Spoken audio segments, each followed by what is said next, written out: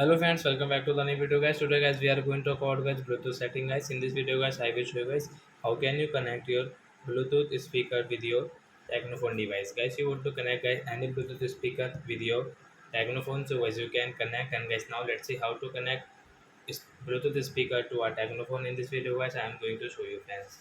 So first of all guys we will have to on our phone settings, so guys we will on it. After on phone setting guys scroll it, and guys you can see guys this more connection setting.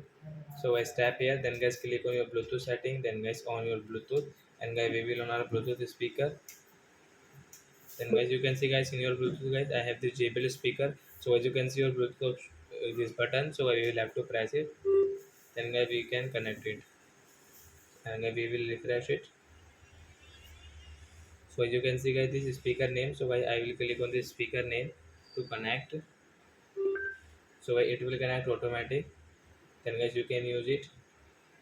As you can see this icon guys means Bluetooth speaker has connected, so as you can connect or as you can use this Bluetooth speaker with your phones.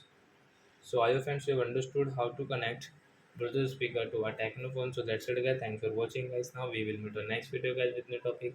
Before going guys, please go and like my video, subscribe my channel. Bye bye friends.